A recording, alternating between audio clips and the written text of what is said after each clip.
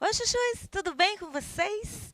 Hoje nós vamos trabalhar um pouquinho nesse conteúdo que nós temos aprendido, né, ao longo das nossas aulas, nesse projeto maravilhoso Fica em Casa Aprendendo. Vamos falar de romantismo numa questão mais de exercícios. Eu tenho aqui a linguagem do romantismo, vamos falar das características, é bom relembrar, os autores e a contextualização deste assunto em exercícios.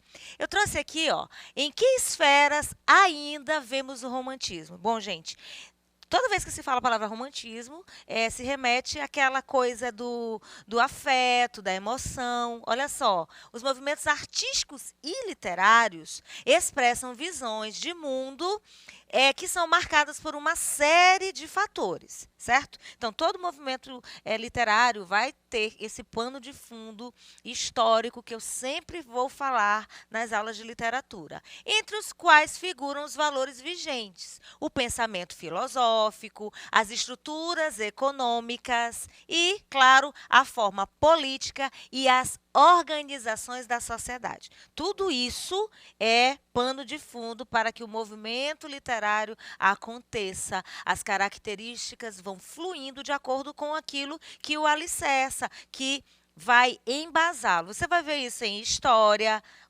os fatos históricos, né, ao longo do período. Você vai ver esse contexto histórico dentro da arte, nas aulas de arte e nas aulas de literatura. Então, é bom porque você vai reforçar pelo menos em 3 disciplinas.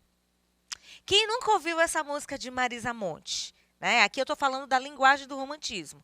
Eu posso dizer que uma música como essa é romântica? Vamos acompanhar? Eu vou recitar. Deixa eu dizer que te amo. Deixa eu pensar em você. Isso me acalma, me acolhe a alma. Isso me ajuda a viver. Hoje contei pras paredes coisas do meu coração. Passei no tempo, caminhei nas horas, mais do que passo a paixão. É um espelho sem razão. Quer amor? Fique aqui. Deixa eu dizer que te amo. Deixa eu gostar de você. Isso me acalma, me acolhe a alma. Isso me ajuda a viver. Hoje contei para as paredes coisas do meu coração. Passei no tempo, caminhei nas horas, mais do que passa a paixão. É o espelho sem razão. Quer amor? Fica aqui. Meu peito agora dispara, vivo em constante alegria. É o amor que está aqui. Amor, I love you. Amor, I love you. Amor, I love you. Amor, I love you. Bacana, né? Aqui tem uma música contemporânea, como eu disse. Ela foi escrita pelo Arnaldo Antunes e também é cantada, né? É interpretada, musicalizada pela Marisa Monte. É uma música que fala de sentimentos, do amor, se referindo ao ser amado como alguém indispensável, declarando o amor. E você pode ver, vou voltar, quando ela diz aqui, ó, é um espelho sem razão. O que é o espelho? É aquilo que a gente usa para refletir a nossa imagem, para a gente ver se a gente está legal, arrumar o cabelo, né? As mulheres gostam disso, passar um batom, o homem vê se está legal. Então, o espelho vai refletir a nossa imagem. Mas o espelho desse sentimento aqui que ela retrata não tem razão de ser. Quer amor, fique aqui. Deixa eu dizer que te amo. Para o ser amado, talvez, essa declaração de amor seja uma coisa assim um pouco difícil, não sei para quem é que ela se declara, para o ser amado. Deixa eu gostar de você, dá ideia de que esse ser amado não está querendo muito corresponder a esse amor. E o eu lírico, né, representado na música da Marisa Monte, vai aí dizendo aquilo que ela sente. Isso me acalma. Então, eu gostar de você é uma coisa que eu sinto. Se eu expressar isso para você, você vai me deixar com a minha alma tranquila. Isto é subjetivismo, essa expressão do eu. Então, eu posso dizer que é uma característica romântica? Sim, a característica do romantismo. Isso me ajuda a viver. Hoje eu contei para as paredes. Eu posso até lembrar aqui, gente, contar para as paredes, falar sozinho. É também algo muito subjetivo. Eu falei assim, lembrei agora de quando você desabafa que para elementos da natureza, né? É parede, é outro contexto, mas lembra das cantigas de amigo, que também eu poderia encontrar hoje numa cantiga de amigo, uma característica romântica, subjetivismo, certo? Então eu posso brincar com com essas características dentro de textos que vão se divergindo ao longo do tempo, divergindo em questão de métrica, de questão de tamanho dos versos, olha, essa disposição que você pode ver aqui, ó. Esse verso aqui, ó. Isso me acalma, me acolhe a alma. É um verso mais longo. Essas coisas que nos permite fazer hoje, na contemporaneidade, tá? E aqui o verso novamente. Aqui também uma coisa interessante, ó. Amor, I love you. Ela mistura a língua estrangeira com a língua portuguesa. Então, aqui dá uma questão bem de I love you é um termo muito conhecido, né? Todo mundo sabe o que significa I love you, então é uma coisa bem legal aqui que o eu lírico faz. Só que no final dessa recitação todinha, né, da cantora, entra a segunda parte da música, que é uma recitação em prosa. Acompanha comigo, ó. Tinha suspirado, tinha beijado o papel devotamente. Era a primeira vez que lhe escreviam aquelas sentimentalidades. E o seu orgulho dilatava-se ao calor amoroso que saía delas. Como um corpo ressequido que se estira num banho tépido, sentia um acréscimo de estima por si mesma e parecia-lhe que entrava, enfim, numa existência superiormente interessante, onde cada hora tinha o seu encanto diferente. Cada passo conduzia a um êxtase e a alma se cobria de um luxo radioso de sensações. Esse trecho é da obra O Primo Basílio. Quem recita? Arnaldo Antunes na música. Fica interessante aqui seria aqui o amado respondendo ao eu lírico. Eu posso interpretar assim? Posso.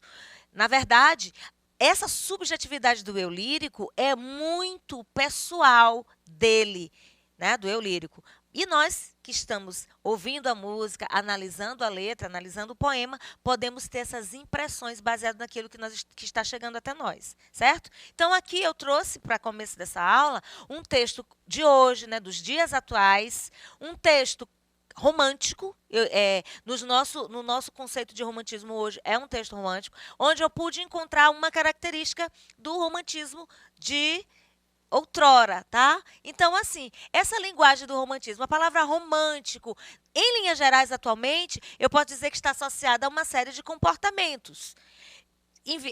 Escrever um bilhetinho. Ah, Cacau, mas hoje em dia a gente não faz mais isso. A gente manda uma mensagem de WhatsApp. Por quê? Porque hoje a gente tem esse recurso. Mas, sei lá, um bilhetinho. Tem gente que faz isso. Coloca um bilhetinho na geladeira, um eu te amo, ou eu tô com saudade. Você sai primeiro do que seu amado de casa, quem já é casado, ou quem só namora, sei lá. Vai na casa da pessoa amada, bota um bilhetinho no imã. É uma coisa romântica, essencialmente romântica. O que mais? Receber flores, dar flores. Receber flores é tão legal. Eu gosto. Gosta de poesia, tem gente que não gosta de poesia. Eu, particularmente, gosto muito. Músicas com terror romântico. A gente não pode nem ouvir que a pessoa diz logo que você está apaixonada. Então, emocionar-se facilmente diante de situações assim. Tudo isso é a linguagem do romantismo nos dias atuais. Porém, romantismo que nós estudamos hoje nas nossas aulas é diferente desse romantismo aí. O romantismo na arte é um movimento do século XIX que representa os anseios da burguesia, tá? A burguesia, eu gosto de dizer que a burguesia patrocinou o romantismo que havia chegado a burguesia havia chegado ao poder lá pela França. Então, a gente já sabe dessa história. E aí, características desse romantismo do século XIX. Né? Exaltação do nacionalismo, da natureza e da pátria. Nós já vimos isso, principalmente na primeira fase do romantismo, onde se rompe com os padrões europeus e traz a arte para aquilo que é essencialmente do Brasil. E a figura do Brasil seria também representada aqui, que eu vou já falar, do herói nacional. Idealização de uma sociedade, de amor e da mulher. E aqui, criação de um herói nacional, no caso, o Bom Selvagem, o índio. Sentimentalismo, supervalorização das emoções pessoais. Quando eu trago a música Amor, I Love You, eu tenho essa característica aqui, ó. Sentimentalismo e supervalorização das emoções pessoais. Deixa eu dizer que te amo, deixa eu gostar de você. Embora você tenha, eu trouxe para você entender que o romantismo dos dias atuais é diferente desse romantismo estudado no século XIX. Subjetivismo presente, né, essencialmente nessa canção Amor, I Love You, e o egocentrismo. Eu gostar de você, isso me acalma, acolhe a minha alma, o meu eu, né? Tem a ver com o ego. Saudades da infância é uma característica que não está presente nesta canção, mas você vai ver em outras produções, e essa fuga, meio que fuga da realidade, certo? Os autores que se destacam no romantismo são o Gonçalves de Magalhães, que introduziu o romantismo no Brasil, com a publicação de Suspiros Poéticos e Saudades. Gonçalves Dias, tem José de Alencar, Álvares de Azevedo, A Língua Está Enrolando, Casimiro de Abreu, Fagundes Varela, tá? Então, eu trouxe hoje a contextualização do romantismo em exercícios, tá? Eu trouxe aqui a obra Ijuca-Pirama, que é uma obra do Gonçalves Dias, que deve ter sido escrita entre ou 1848 ou 1851, porém foi publicado, a data certa é 1851, quando ele foi escrito, há essa dúvida. É a história de um índio guerreiro, um jovem índio guerreiro, que foi capturado por uma outra tribo, uma tribo de canibais, certo? O título Ijuca-Pirama significa o que há de ser morto ou o que é digno de ser morto. O nome significa isso. Ele é de uma tribo e mora com um pai que é ancião e adoentado, né? Já está bem velho, já está cego, não se movimenta direito. E o Juca-Pirama foi capturado por uma outra tribo.